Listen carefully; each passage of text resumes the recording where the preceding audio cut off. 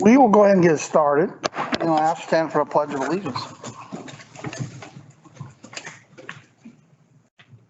I pledge allegiance to the flag of the United States of America and to the republic for which it stands, one nation, under God, indivisible, with liberty and justice for all. Well, I want to start off saying thank you for everybody for coming this evening. And I want to thank my current council members for coming. I want to express my enthusiasm for how many citizens that want to get involved in our community and try to make our community a greater place. And I appreciate that. The purpose of this meeting this evening or gathering is not necessarily going to be a debate. We're not trying to debate each other and what their points or their views of our community or anything. It's more of just to get to know the roles of a city councilor. So if you're successful as a city councilor when the vote comes out and you're elected to the city council, you kind of know what your roles are, expectations, what's involved, and so you're not blinded by what's going to transpire if you are elected. Also this evening, we have some current council members here, and it'll be an open question and answer to any one of us. And it's more of get to know our community and how the city council works, and basically get to know what's involved. A lot of times, someone gets elected to the city council, they're in a total surprised as to what's involved. And the time commitment that is involved. So I'm not, it's, a little late in the game to back out now, obviously, but I mean, you have to know what's involved. It's not just a once a month or twice a month type situation. Sometimes the city council meets a lot, and sometimes our meetings run long. So it's best to know that. Tonight, I've asked Blair Larson, our Economic Development Director, to kind of put together a program, and Brandon Nish, our Finance Director, to kind of step in and help when it comes to the financial part of our community and questions you may have. So at this time, I'll start off, and what I'd like to do is just kind of go around, introduce yourself, kind of tell a little bit about yourself if you could, and maybe just briefly, why did you want to run for council? Just kind of give us an idea of who you are. And then we'll go from there into a program that we put together this evening. Okay. Again, I'm Greg Muller, Mayor of the City of Sweet Home, and I've been on council for quite a few years now. I enjoy this council. I enjoy contributing to the council. Obviously, I didn't join the council for the paycheck because we don't get paid that much. Sometimes it's pennies on the dollar, trust me. But I think I speak for the vision of everybody in this room. We're here for what's best for our community and trying to make our community a greater place to live and trying to move it forward into the future. I'll turn it over to my pro tem, Diane Gerson. I'm Diane Gerson. I'm the president pro tem of the council. I've been on the council 5 years. 5 years. 4 years. Well, I don't know, some in that time, right? Lived in Sweet Home 25 years. I'm a retired school teacher, so you'll hear that come out of my voice every once in a while. Hi, I'm Dave Trask, and I wasn't born here, but I've lived here all but 1 year of my life. I love my city. When I ran for the council the first time, the reason I ran is I was on the budget committee, which really helps if you're going to be in this situation. It makes a big difference. It made a big difference for me. I've been a volunteer firefighter for 48 years. I plan to continue that as much as I can. And I agree with the mayor. I love my town, and I love what we're doing and what we've accomplished, not by the council, but by the city employees. They have done everything we've asked them to do, and then some. Anyway, we're looking to a kind of a crummy time right now with the COVID, but we're getting past it, and I think the staff has done a heck of a job to keep us online. Marty Nash, drive a log truck. I'm the guy that he's talking about that didn't know nothing when he came here. So it's been 2 years of a learning process. It's been very difficult, but it's been nice coming in, learning how to do some of this stuff, checking out the budget, but being very frustrated when things don't go through the way you want them to go through when you think they should happen. But other than that, I mean, you're up here looking to help get things cleaned up and move on, get forward. James Noble, I've been involved with the city council one way or another for over 20 years. I've been on the city council for 4.5 years, planning committee for 5 years before that. Land use knowledge, I feel, is very important. And we get that a couple times, 3-4 times a year, we get that. And knowing land use and how things operate is really important, really helps a lot. Same thing as everybody else is this year to help facilitate things, build a good team, and we've accomplished that. I greatly accomplished that. And we have wonderful staff, as Councilor Trask said, that has accomplished everything we put in front of them. And it's nice to see this town starting to come back to life and move forward. My name is Angelita Sanchez, and I'm a truck driver, small business owner. I'm really interested in learning more about the way the city operates. That's kind of one of the reasons why I wanted to try to run for city council, because I'm really interested in learning. I also have a couple kids who I told them that one person could make a difference, so I want them to see that as well. I'm not here to say anything's going wrong. I'm just mostly here to learn if I have the opportunity and try to see what I can do to make a little more better for small businesses that come into town and open a shop with my business background. I am Dylan Richards. I've lived here my whole life. I work in politics. I helped get Dennis Richardson elected 4 years ago, so we're still trying to work at that. But I think I ran because I love the town. I've always been here. I want to help. That's definitely the reason I ran. And, I'm looking forward to learning. David Lillman, I moved here 2 years ago from Florida. Back home in Florida, I ran for mayor, I ran for council a couple times, so I've been in government. And this past summer, I was on the budget committee for Sweet Home.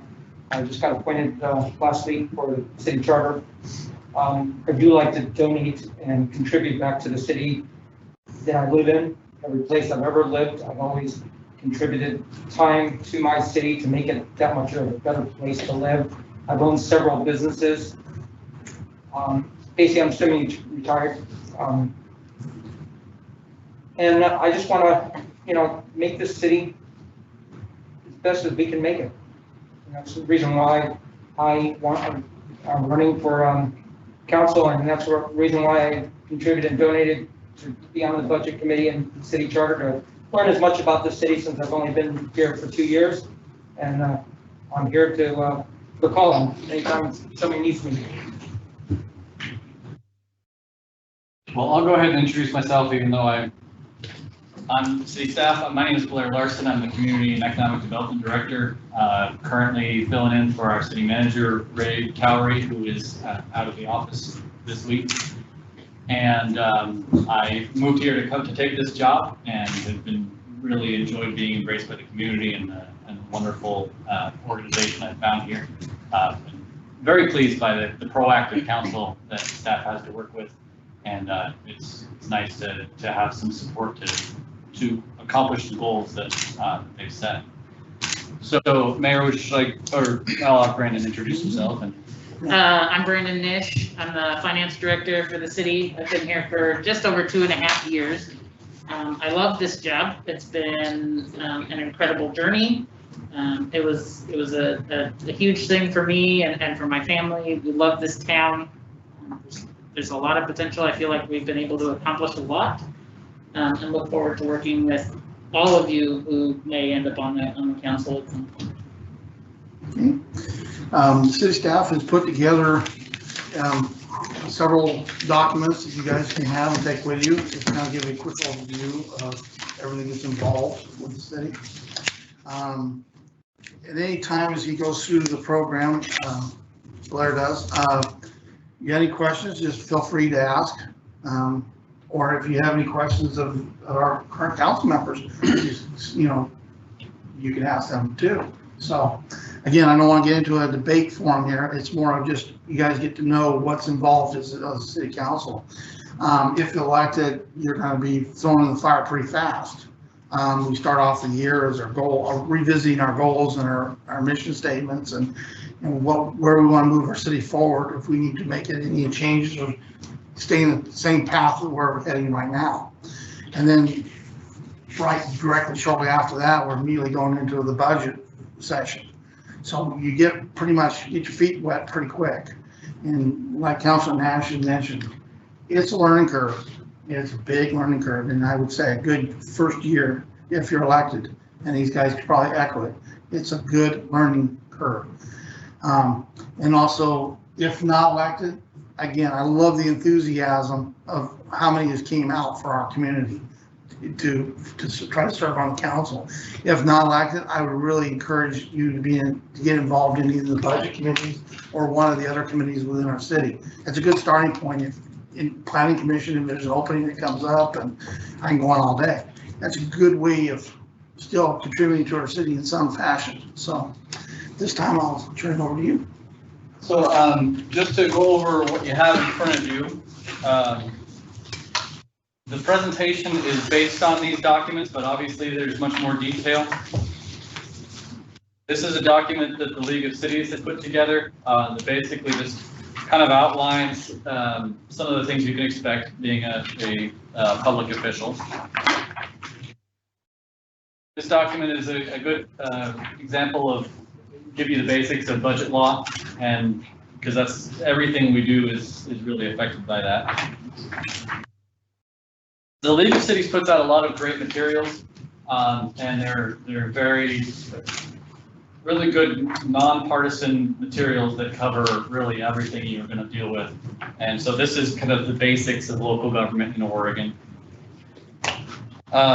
This is a resolution. This is a copy of the vision, aspiration, and goals that the council has set. So that's where we are currently when it comes to those topics. This is a copy of the council rules.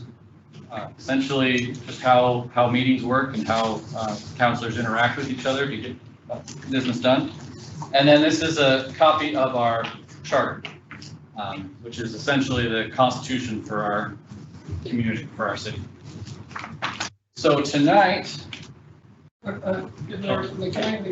ahead. So if you're elected, okay, I'm not on the League of Oregon Cities thing all the time. I disagree with some of the things they do, but they're a really good asset. And if you are elected, they have a meeting up in Salem that would be to your advantage to go to, because there's a lot of stuff that they go over that helps you, who you can get a hold of from the League of Oregon Cities, and all those things. And they're very helpful. They won't give you a bunch of money. They'll tell you what it is and where it is and the laws and all that stuff. So keep that in mind. Yeah. Good thing about League of Cities is they work for us. Yes. I mean, essentially they're the association, the lobbyist for Oregon City. So they don't work just for us, but they do work for us. So the agenda for tonight, first we'll talk about roles and responsibility, followed by sources of law, which will go into home rule, government ethics, public meetings, public records, and liabilities. Brandon will then talk about budget, and then I'll talk about the comprehensive plan and our zoning rules, communications, and then community visioning and goal setting. At any time, if you have any questions, feel free to ask and stop me. If you have questions about something that's not covered in this, there is a question and answer period at the end. And so keep those in mind, and we can do our best to answer those questions at that time. So, roles and responsibilities. City of Sweet Home has what's referred to as a council manager form of government. Mayor and council are responsible for setting city policies and ordinances, and they appoint the city manager, the city attorney, and the municipal judge. The mayor is elected from and acts as chairperson of the council. He or she appoints various committees and signs all documents authorized by the council. The city manager is charged with administering those policies and ordinances. Mayor and council supervise and direct the city manager, who supervises and directs all staff. Essentially, that way, it is the council as a whole that is giving that direction, and individual staff members respond to the city manager rather than various council members. In some ways, the mayor and council act as in a quasi-judicial capacity when they're hearing land use applications or other appeals. In that capacity, the council acts similar to a judge, applying the law to a set of facts. The council also acts as a centralized body with one voice and not as individuals. While individual councilors may make motions, only a majority of the council can make decisions. So home rule is a legal concept that cities have authority over their own affairs and make decisions for their own affairs. That is, of course, limited. We don't have the power to do everything in our own interest because there are state and federal constitutions and laws and court decisions that have an effect over us. But the city charter does give us authority, and that's one of the now with the charter review committee is reviewing that to see if any changes should be made. That is a document that is approved directly by the voters. So we don't have the authority to change that. The council it basically forms the basis of how the council operates, and then they can pass ordinances based on that charter. Despite home rule, we do have limitations, as I said. Over the years, the state of Oregon has continued to erode home rule with limitations such as strict property tax measures and various mandates. Case in point, the referendum legalizing recreational marijuana does not give us the ability to do any regulations beyond what the state has already set in place. That's an example of our home rule being eroded in that particular category. And that's not limited to just those, but those are things that we have to deal with and adapt to. Government ethics. State law prohibits public officials from using their official position or office for financial gain other than their official salary, stipend, or reimbursed expenses. The law limits the value of gifts that officials or candidates may solicit or receive, and officials are prohibited from using confidential information for their own benefit. If elected, you will be required to file a statement of economic interest annually with the Oregon Government Ethics Commission. So don't be surprised when that comes up. That is a requirement for both elected officials and appointed officials. So city staff at a certain level have to fill that out as well. City councilors must also avoid conflicts of interest relating to any of their official actions. Typically, simply announcing the conflict and recusing yourself from participation on the issue is sufficient. Mayor, excuse me, may I interject here? What's that? May I interject? Sure.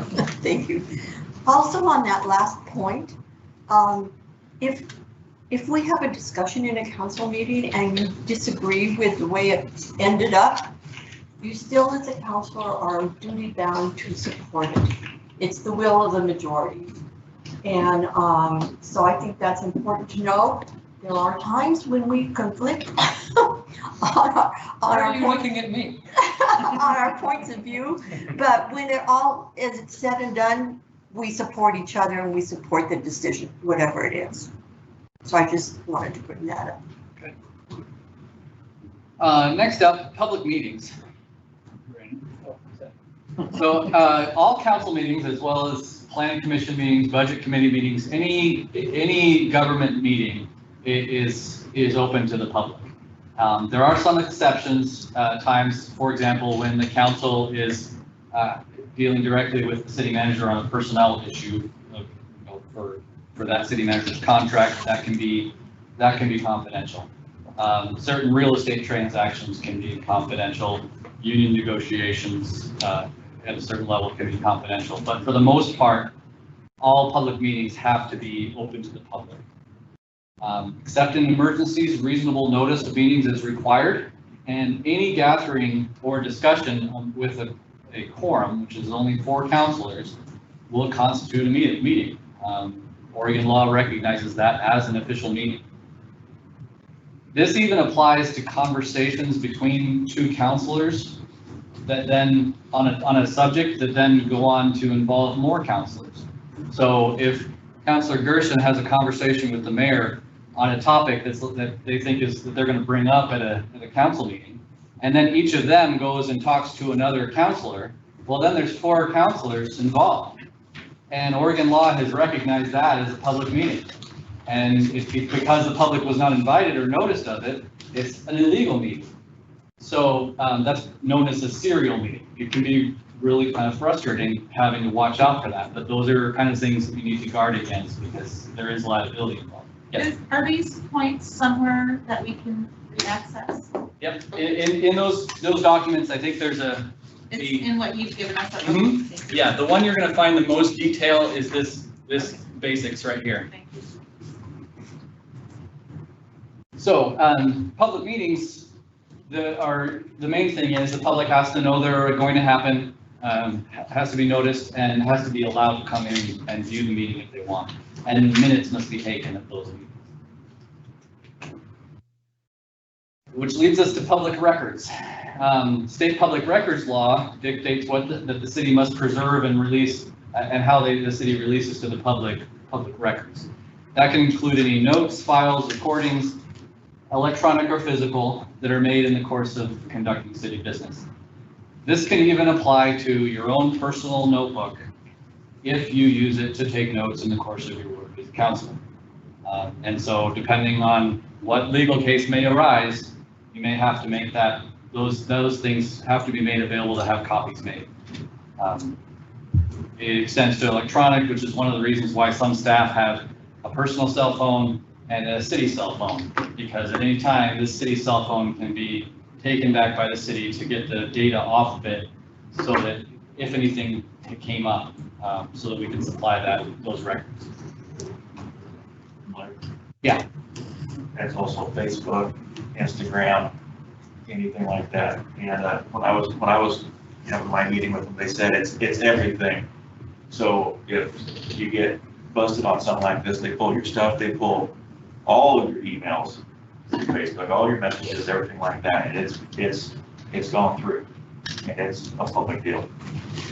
So that's why I have 2 separate pages. I try to keep my personal page and the council page completely separate. That includes messages and stuff. So usually when I get them on my normal messenger, I try to keep it strict on what it is and try to keep anything else related off of there. I don't want it out. Yeah, you got to remember that if something went haywire, they'll come and get your phone. They will come and get your phone, and you won't get it back until they're satisfied with what's in there.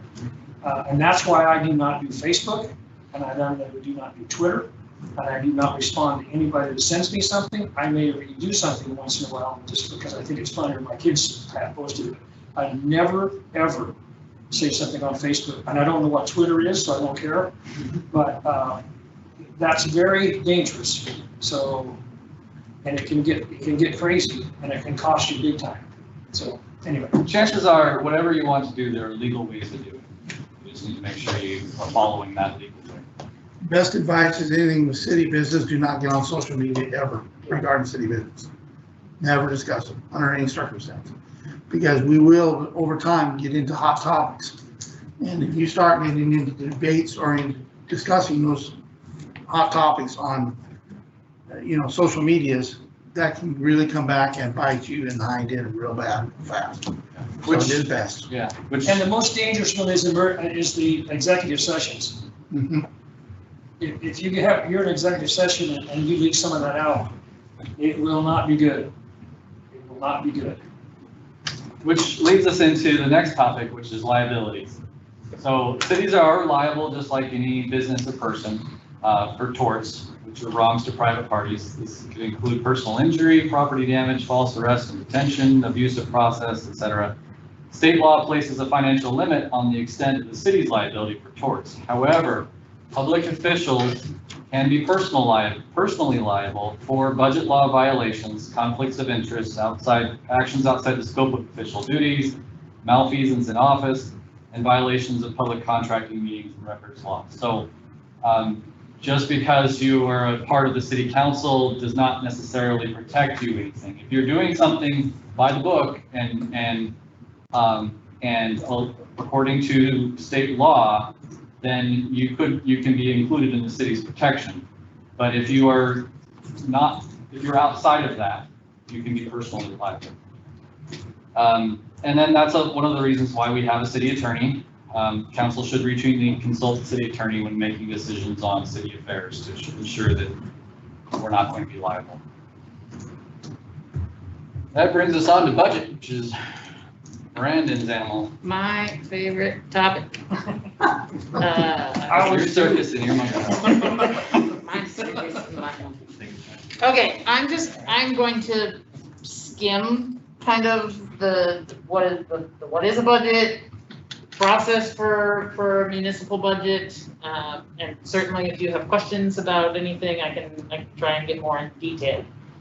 A budget is a communications tool. It's a vehicle for obtaining public opinions, and it also gives the city a chance to demonstrate financial accountability, to really get the information out to the folks that are paying taxes, that are purchasing building permits, that are paying our water and sewer bills. It's our best tool of showing them exactly what we're doing with their money. One of the primary messages that you'll take out of this budget component of this presentation is that it's all about the public. What we do in the budget committee and my office, the budget committee and council is all in the best interest of the public, basically. The purpose of the budgeting process is to fund programs that are responsive to constituent wishes, that are effective in accomplishing constituent goals, and that are cost efficient. So in your mission, vision, and goals, one of the items in the, I think it's the vision, says that the city strives to be effective and efficient. And so that's really our primary goal with these budgets, is to continue that work and to continue to provide the resources that are necessary to further your goals. I mean, these are your goals that you've set in conversations with your constituents. The budget process is indeed lengthy. The cities are required to appoint a budget officer. In the city of Sweet Home, the budget officer by charter is the city manager.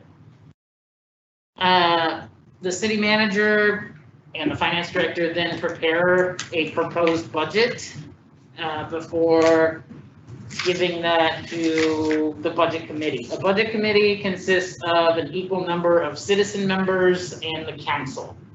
So you'll have seven citizens, and all 7 councilors serve on the budget committee. There are notification requirements in there. I'm not necessarily going to cover those because they happen just kind of automatically. But the budget committee meets, they go through the budget documents, they meet with the department heads who provide additional information. Ultimately, what we're getting to with the budget committee is an approved budget. So the proposed budget is one delivered by city staff to the budget committee. An approved budget is something that the budget committee has reviewed and decided, yes, this is the budget that we want to move forward. They are allowed to make changes. And there is certainly ample time for public comment during that entire process. As Blair mentioned, it's like he's Ray because Ray's gone. As Blair mentioned, all of those meetings are open to the public.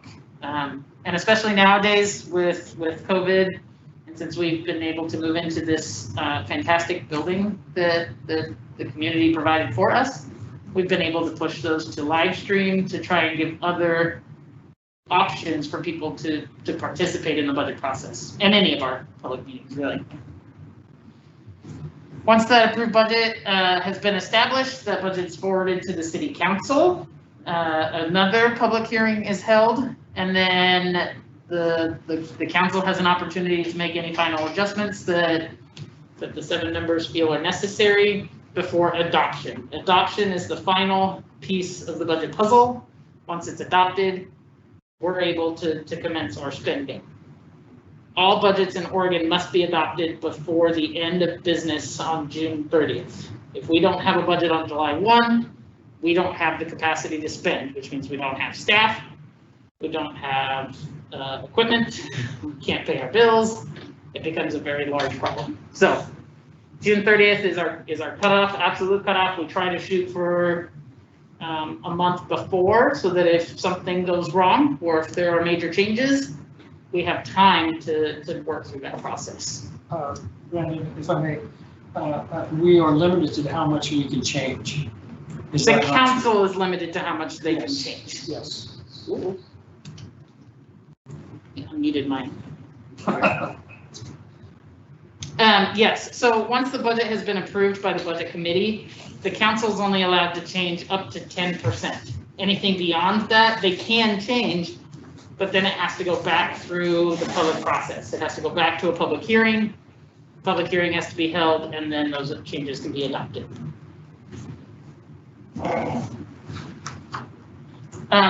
The responsibility of the budget committee is also to establish the tax rates. So in the city of Sweet Home, we have 3 tax rates, one permanent rate at $1.45 per thousand. That money goes into our general fund, which I'll get into types of funds here in just a second. That contributes about $650,000 a year into our general fund. And our general fund budget is at about $3 million a year overall. The second is the police department local option levy. Local option levies are temporary taxes. They must be renewed every 5 years by the voting, by the electorate, by the citizens of the community. That tax rate currently is $7.85 per thousand. And the library also has a local option levy to fund its operations, currently sitting at $1.17 per thousand. Any of those tax rates can be reduced, I should add, by the budget committee or the city council, but you cannot exceed those maximums. So we have a few types of funds that contribute to our overall budget. So the general fund is what a lot of people consider the discretionary fund. We have a lot of flexibility in what we do with the money in that. Currently, our general fund, sorry, can't breathe behind this thing. Currently, the general fund provides funding for our municipal court, our community and economic development department, Blair's area, which consists of building, planning, code enforcement, and city engineering in some capacity, and then parks. Those are the three major budget areas in the general fund. There are also special revenue funds, and those are funds where the city is receiving a dedicated revenue source for something specific. And so specifically what the city uses special revenue funds for, the most prominent examples really, are the police and library levies. So the property taxes are deposited into those special revenue funds, completely separated from the general fund. You can have capital project funds. Basically, you're setting aside money to build a building, to replace equipment. Debt service funds, responsible for basically shouldering the debt of the city. Currently, the city has about, I should have looked, I think it's $13 million in debt that's on its books right now, which consists of debt for the water treatment plant that was built in 2010, and debt for inflow and infiltration, I think, which is sewer stuff, sewer pipes, and work surrounding that collection system. That's the primary debt that the city has on its books right now. Other types of funds, internal services fund is one type of funding source. This has certainly been a conversation that has taken a prominent few in the last 2 years, as the city introduced an internal service fund 2 years ago. Our internal service fund consists of the operations for the finance department, for the city manager's office, the city attorney, and our communications staff. It also houses the public works administrative staff, so that would be the public works director, the operations manager, and a couple of other positions that specifically sit in this fund so that those public works areas, those other funding sources that benefit from the services of that admin team, pay to contribute toward the salaries and the necessary supplies to operate. The same thing for finance and for the administrative side of the city. Specifically with finance manages payroll, accounts payable, manages the budget process. All of the city's departments benefit from the services of the finance department. And so having this hosted in the internal service fund and having the different departments contribute ensures that there is one source for all finance matters for the city, instead of having various finance teams spread across each of the different departments. It really comes down to an economies of scale situation where you've got one team instead of 5. Enterprise funds, those specifically are in Sweet Home are our water, sewer, and storm funds. These are funds that we collect user fees for. They are run as close to a business as anything else that you may find. We produce a product, in this case water, and citizens pay via utility rates to receive that water to their door. Same with the collection system, and then the stormwater fee that was implemented in 2004, early 2000s.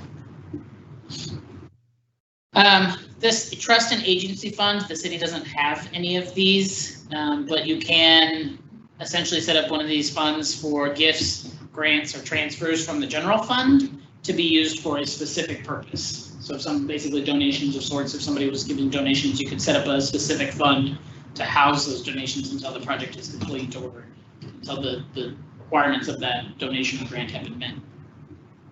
Finally, the reserve funds, basically setting aside money for specific projects. We use reserve funds in the city of Sweet Home to set aside money for equipment, replacement equipment down the road, so that we're not getting to a point where suddenly we need a new Vector truck and it's a $350,000 price tag and we don't have it. The goal is to set aside money each year so that by the time the end of that useful life comes due, we have enough money to be able to replace that equipment. Why would you pick the Vector truck? Instead of the sweeper. Right now it's a sweeper, but the Vector's next. That Vector's old. I picked something that wasn't currently on the docket because it made more sense. I have 2 more slides and then I will stop talking about budget, even though I love it. I really do. I could talk all day about it if you really want me to. Find that outcome budget time. So there are budget layers, much like the movie Shrek. Ogres have layers, like an onion. A budget certainly has layers as well. So we have the overarching budget. The city uses an organizational unit budget. The state allows you to do one of these 2 options on your screen. We use the one on the left. So an organizational unit budget consists of your overall budget, but below that you go budget by fund. And within those funds, you have budget by organizational unit. So I'm going to take the general fund, for example, for a second. In the general fund, I talked about those specific departments. In the budget documents, each department in that budget then is set up so that you have a budget by each of those departments, and they have to meet that bottom line. You can dive deeper into it by object classification and then eventually line item detail. All of these are in our budget documents if you flip through them. The last piece that I will give you is related to the last slide. So we talked about the departments. This is kind of the organizational structure of the city and therefore how we organize our budget as well. You've got the city council certainly kind of provide, well, the citizens providing the overarching support for the organization. The council is an arm of the citizens and provides feedback and establishes policy and guidelines. The council oversees a city manager who then oversees, in this case, 2 specific employees and then 5 different departments. So that's how our budget is also set up. Just a very brief, quick overview of budget, but I can answer questions. Don't get this misconstrued. Julie runs the city. Yeah, they have that mixed up a little bit. That is true. Julie is the administrative assistant to the city manager. For those of you who don't know her, she really is for all of us department heads and for Mr. Towery. She is kind of our go-to. If we need something, Julie likely has it or knows how to get a hold of it. So Indispensable. indispensable. Yeah, usually if there's a question, I don't call Ray, I just call Julie. Yeah. She has been gone for a little bit, and we certainly miss her. All right, that brings us on to my area, or part of my area, comprehensive plan and zoning. So a lot of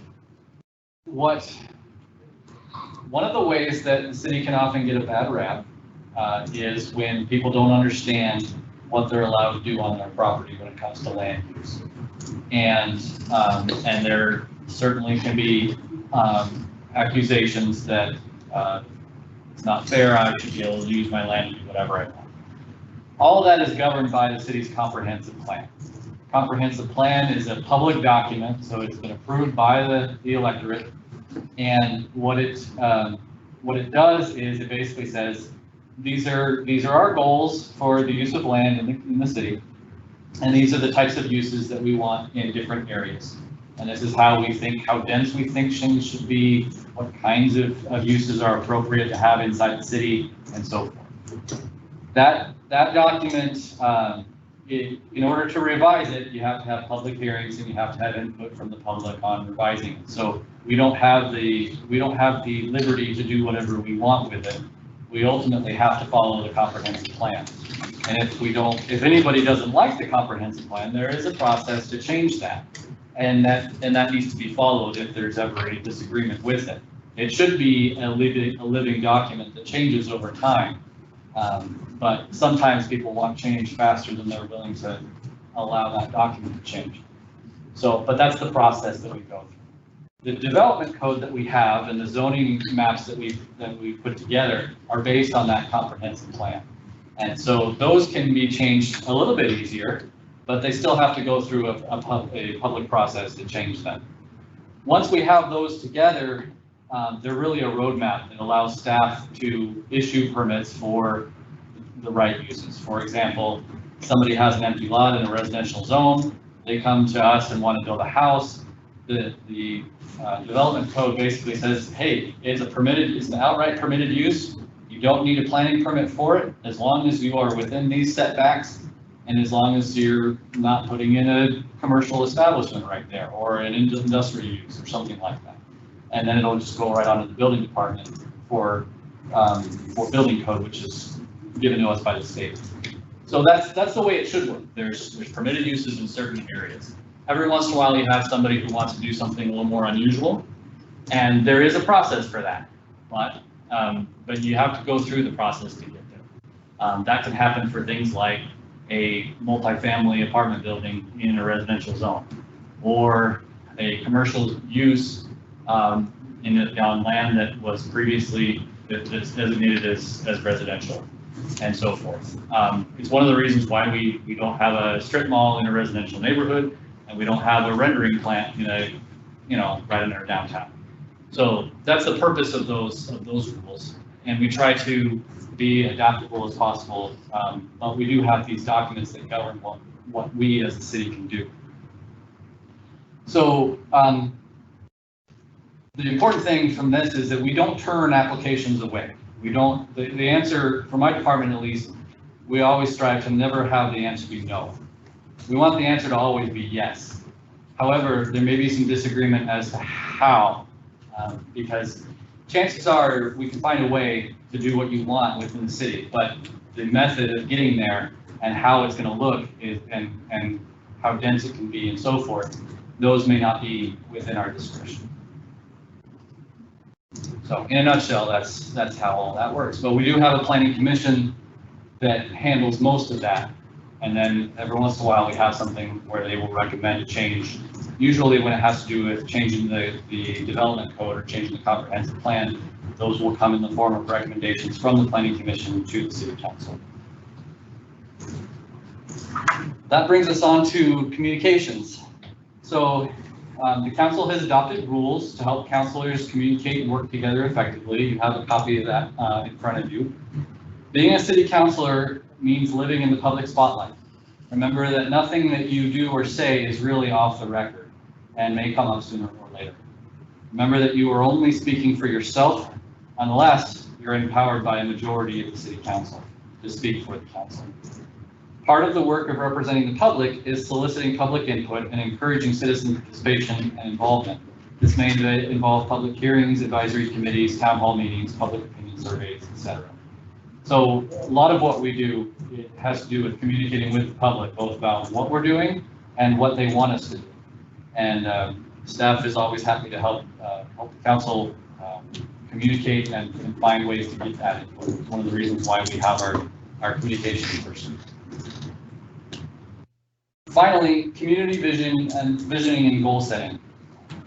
These things are things that we can use to really provide a roadmap for what the city is doing and what decisions we're making.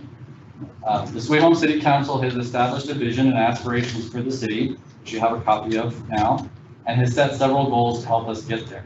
The council reviews these goals on an annual basis, and these goals provide vital guidance to city staff and are the basis of the city's strategic plan.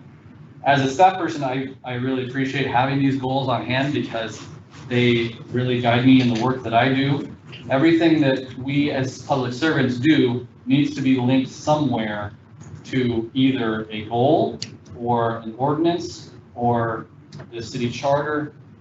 Everything that we do should be dictated by that, because if it's not, then it's just a bunch of people freelancing. And that's not what public service is about. So I really appreciate having those goals because it can really frame what I'm doing and making sure that I'm not wasting my time. I'm doing something that's actually going to be used and it's actually helping the community in the way that the council has set forth. So that's a lot of me talking. So feel free to ask more questions so that I can talk more. Really? This time, any questions?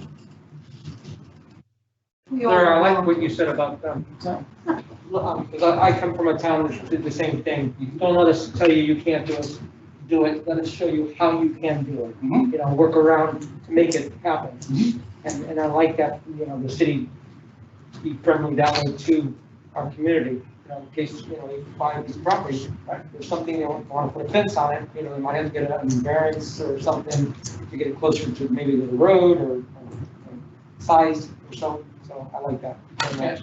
We have these laws and ordinances in place for a reason.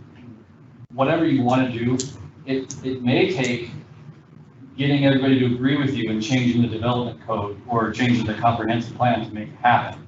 It's still possible. The answer is still yes. There's just, here's this path you got to take to get there. As long as everybody agrees with you. I got something to add. So if elected, you're going to get council packets. One thing we've agreed to, I don't know if it's in our council rules or not, sometimes we slack on it ourselves, is read the council packets ahead of time. Get your questions, send your questions into the department heads and things like that. The reason being is we want our staff, when we're in a meeting, to look like they're giving us an educated answer. We don't want to drop a bomb on them in the middle of a meeting and have them sit there, because that doesn't make them look good, it doesn't make us look good. Even though we'll get the answer back in an email, we still ask the question in an open session. So the people that we're asking the question for is the community. Actually, when they're here, if they're online, they actually hear us ask that question. So we're actually showing that we are following through with it. And then they can actually hear an educated answer back and not send one of our staff members into a rumble rant, not knowing what they're doing, trying to look it up on the spot. We've really come together a long ways from where it was 4 years ago. Long ways, because we actually all talk, we don't yell anymore. Mr. Mayor, I'd like to comment on that too, is that, I'm just gonna say just about the same thing you said. I've been, I don't want to say confronted, but I've been asked several times about what is going on in their particular life. And I refer them to the staff, because I don't want to tell them that they can build a road that's 3 feet wide instead of 12 feet wide or something like that, because it'll get you in trouble. It'll get you in trouble. And if you're in Safeway, where I have been asked some questions before, you're not going to be the only two talking and listening. So I like I said before with the Twitter thing, I do not do that. I try to avoid that at all times. I have a neighbor that asks me stuff all the time, and I say, you know what, you need to go talk to Ray, or you got to talk to those guys, because you're going to get the straight answer. And not that they can't get that from me, but I don't want to make myself in a position where I'm going to be quoted by somebody or overheard by somebody that said, I said this, but that's not what I said. And it can get us in trouble individually, you know. The only thing I would add to that is that staff, while staff certainly appreciates that, we're here to answer your questions.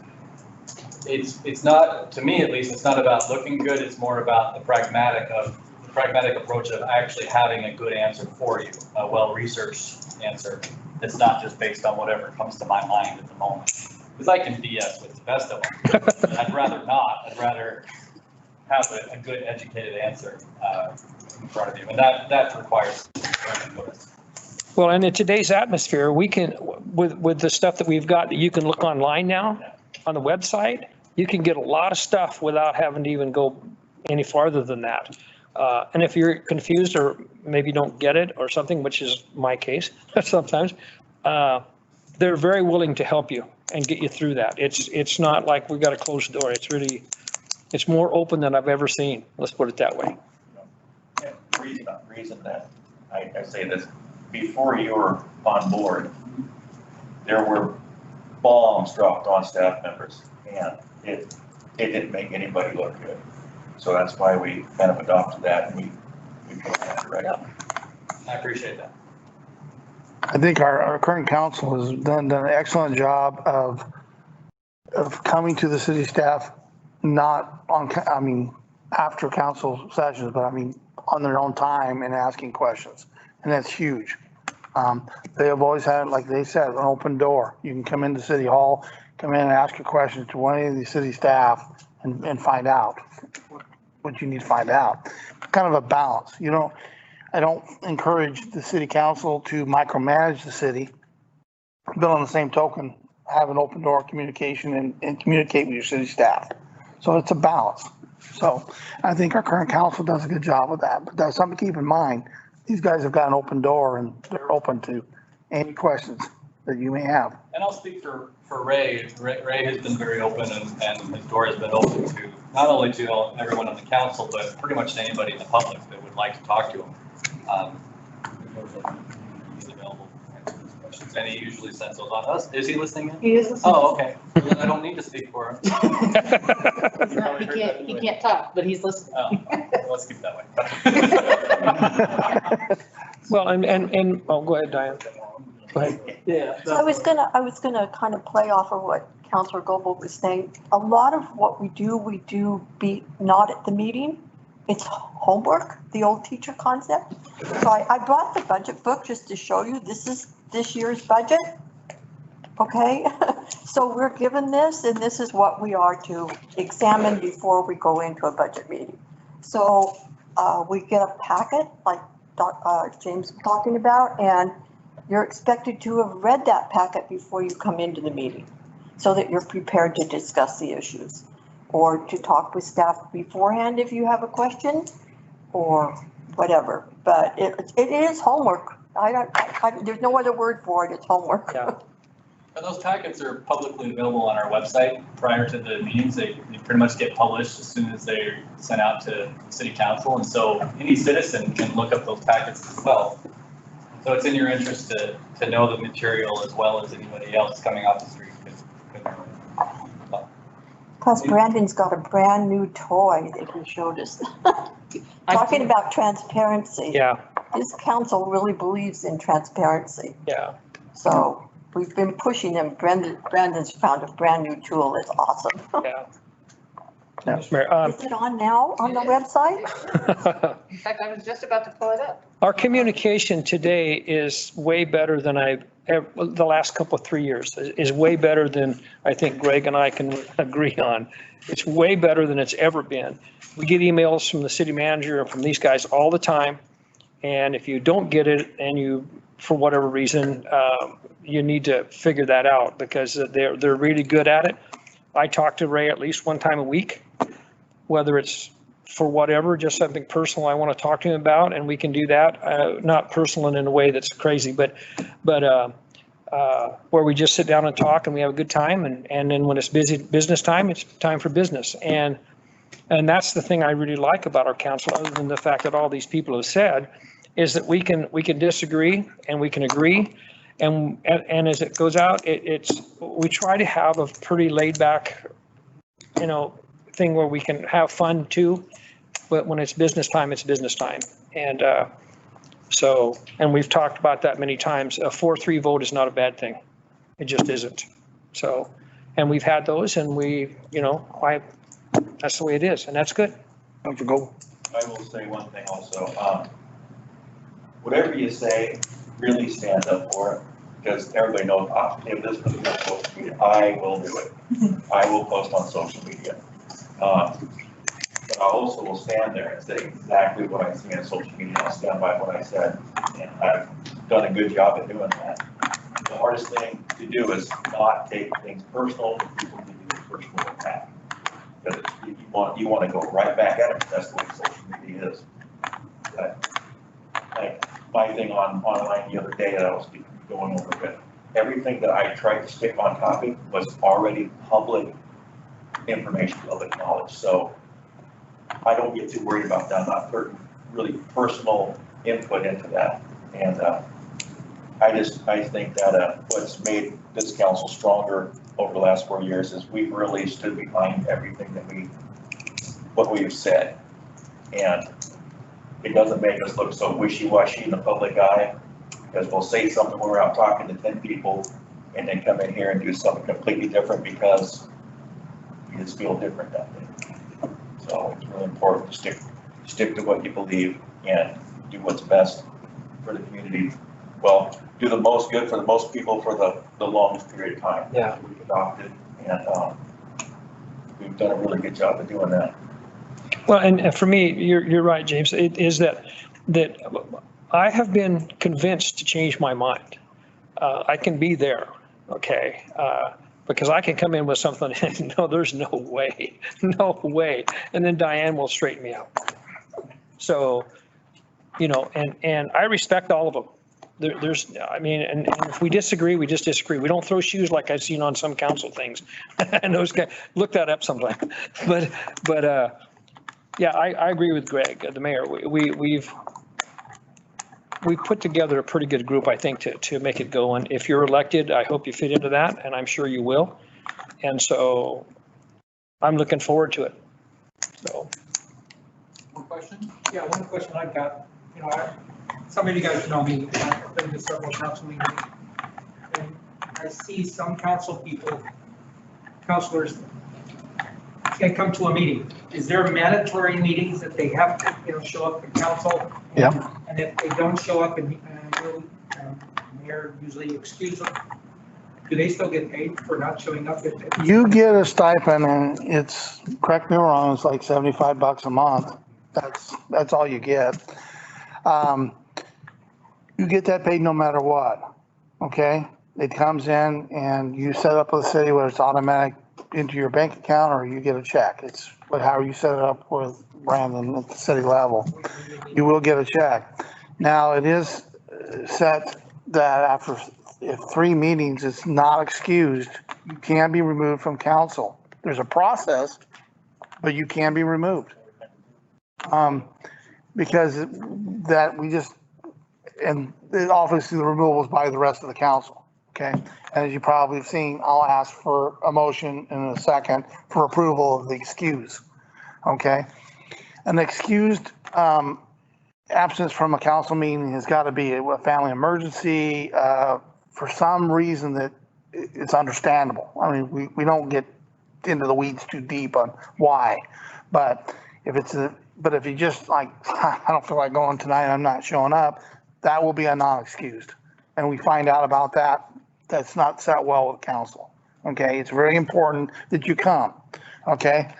There have been vacations in the past that have been excused, right? Yeah, vacations are excused, family emergencies, you know, If you work, yeah. I understand work.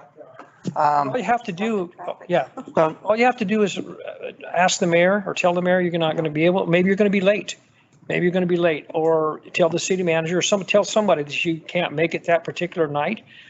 And we're going to be pretty lenient on that. usually let either myself or the city manager know if you're not gonna make a meeting. Just like any other job you want to call, if something's going to happen. Yeah.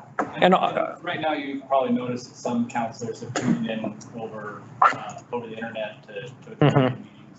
Even after COVID's finally out of here, I don't imagine that will be entirely out of the question. Yeah. There'll probably still be some flexibility. On that same point, you can, let's say, there's, I won't say a hot topic, but there's a topic that comes up within the city. And let's say you are somewhere else, you're not in the city, but you want to be part of that council. You can arrange, but it has to be done in advance. You can arrange where you can call in or be like virtual or be part of the council meeting if you're even not here. So keep that in mind, because we've done a lot of that this past year, obviously, but even in the past. But there is one meeting that I real caution, and that's when we get into executive session meetings. Those are very confidential. Those have to be attended by the council only, cannot be attended by anybody, family members. There's some strict rules when it comes to executive sessions. So there's some meetings that you can't call in because if you've got potential somebody in the background or something, that's not a good thing. That could be very not good. Does that answer your question? Yes. If somebody has a specific question, you can ask that, but I would love to demo this really fast, just so you can all see this. We're trying to push this out as much as possible. The city has I'm calling it a financial transparency center. It's a new tool that the city is moving forward with. And it would help on the right screen here. On the finance page on the city's website, clicking straight on this banner will take somebody to our new financial transparency tool. What this is all of our financial information online. Anybody can sort through any of our revenue lines, our expenditure lines, look at our budget versus and our actuals, so that there's nothing hidden for anybody. We want the public to be able to consume this information. We want people to be able to ask questions. We want that public participation. And so that's what we've pushed this site out for. I'm not necessarily going to go through the whole tool, but I do urge you to kind of take a look at it. If people have specific questions that they don't know the answers to, point them this way. They might be able to find what they're looking for. It does allow for the opportunity for an individual to come in here and to drive into a specific section. So maybe I want to see what the police department's budget looks like for the year. And so, we see that their budget this year is 3.1 million for 2020. It goes through, there's graphs in here to show, the dark green is the actuals for that year. The light green is any budgeted number. And if there's red, it means that they overspent in that given fiscal year. So all of this information is right here at people's fingertips now. They can view a breakdown of that specific department and really drive into what makes up that budget. Salaries and wages, 1.5 million, employee benefits, materials and services. There's more detail that goes down to a line by line. Everything is here. We're working with this vendor to put basically a digital checkbook online. That should be launched where basically they can go in and see down to the detail of what our checks are. They can see what we have paid for.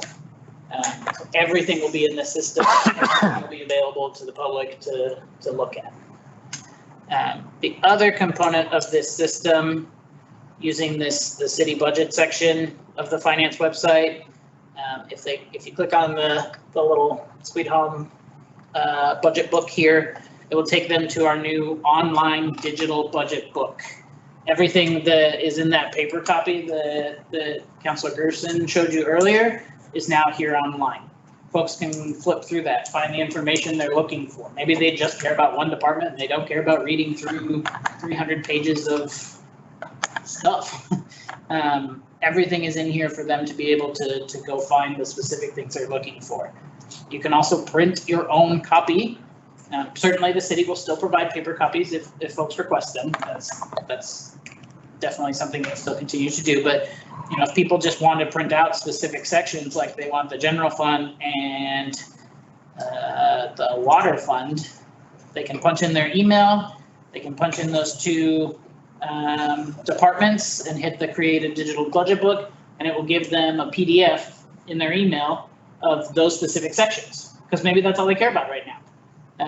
So this tool is really here for the public to be able to kind of dive deeper into our stuff. Like we said before, transparency is everything. The communication of a budget is critical, and that's what we want to be able to make sure that people know about and people are able to dive into. Is everything's right here. Thank you. So, Mr. Mayor, it's often fun, maybe fun for some people to give out misinformation.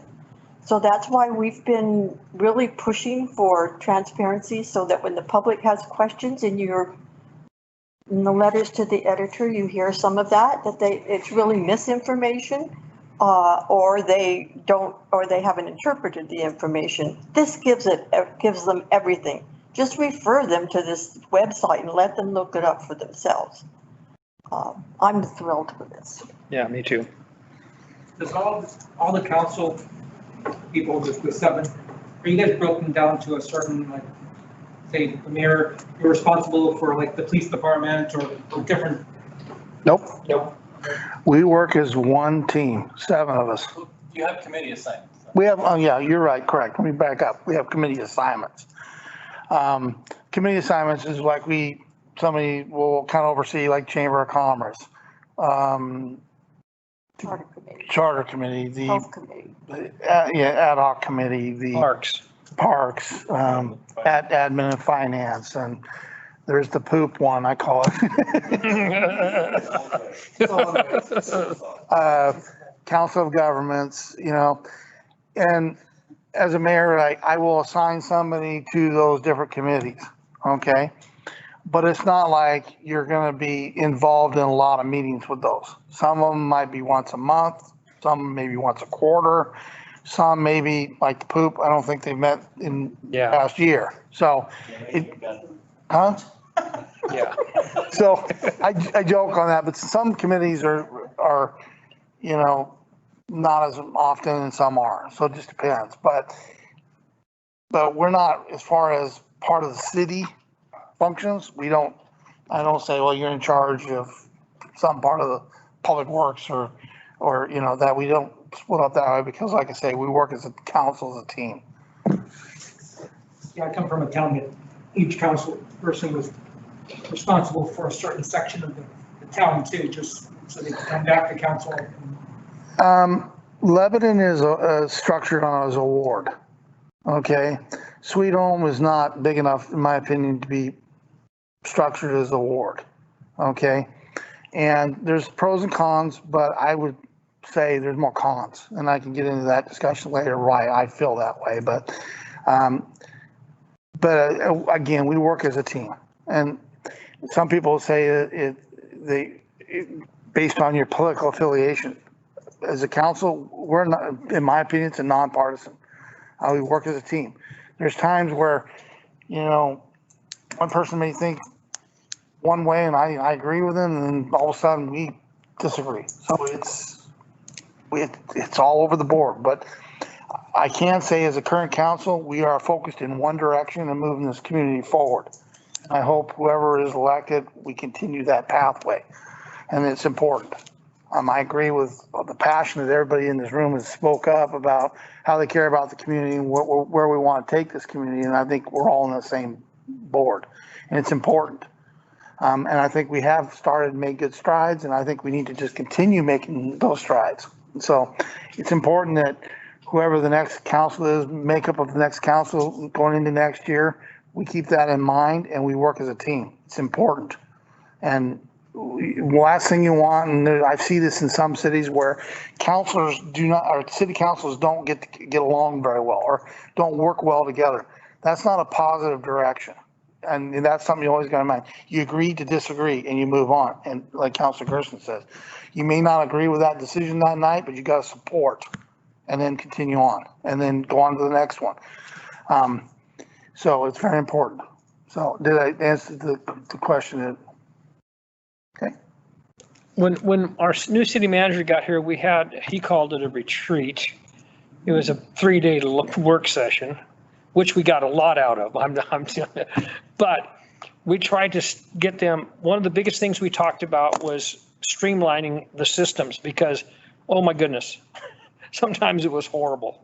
I mean, it was just totally horrible. And I think we made a big step on that too. But we made a list of things and they've done their darndest to get there. Now this whole 9 months here already has been a mess. But I mean, it shut down things that shouldn't have been shut down or wouldn't have been shut down. Like for instance, I'm on the Parks Commission and our board, and I was really hacked up about not getting the park done before winter. But the Public Works got it done.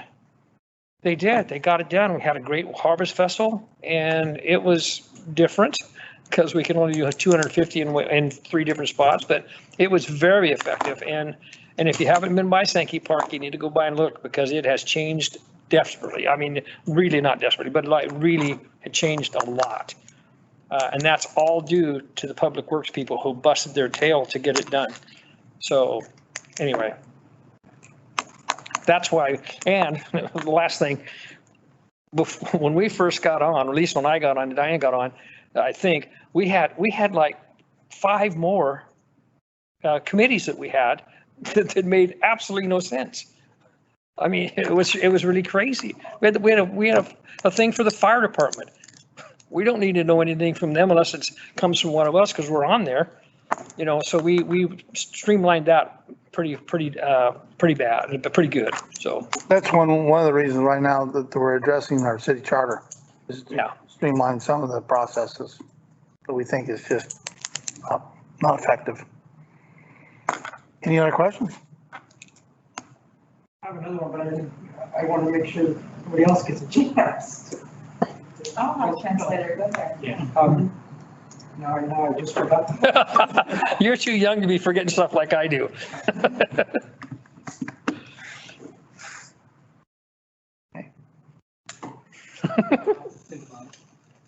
All right. I'm gonna get up in the morning and Yeah. Well, I know this much real quick. figure out that shot. And I know you guys have done it, I think, recently. If a council person moves, so he has to give up his seat, he or she, in other words. Are you gonna go with basically the community and whoever had the next highest votes? That's not. no, That's not the way the charter is Do written. that, didn't you recently, or not? no, we've never done that. What happens is, I thought one was appointed for that. no. I mean, what happens is if a counselor has to resign, let's say if you leave the city limits of Sweet Home, you have to resign. You cannot be on the council if you're not in the city limits of Sweet Home. If vacancy opens up, we have to do a public announcement and we get applications in. And as a council, then we bring them in for interviews. And then at that point, we determine and we appoint the best candidate we feel is going to be the best suited for our council for that remaining duration of that term. Okay? It doesn't go to public vote or anything, but it is up to the council to vote. And excuse me, there's a process that we go through to do that. So that's kind of where that ends up. And we've done it a couple of times since I've been on the council. Yeah. And then that person after has to run in the following election. Yeah. Doesn't, I mean, it completes that year or whatever, but then has to run in the following election. Yeah. When they're, Even if the person's place they took was for 4 years and had 3 more years left, that person still has to run in the next election. I know, because that's how I did it. But in the interim, we pick from the council that will fill the gap by internally for that. and that process is open to you guys too, anyway. Yeah. So we don't try to hide any of that stuff, so. Any other questions? Once again, thank you for coming this evening. And once again, good luck to everybody. I'm enthusiastic of how many people have applied. And again, thank you. And best of luck to everybody. If you ever have any questions between now and whenever, feel free to reach out. I'll be more than glad to answer for you. So thank you for Stay involved. Stay involved in the city. If not elected, I really recommend getting on one of the committees. Get involved in your community. I appreciate that. I really recommend it. So thank you. Everybody have a good evening. Be safe. Have a good night.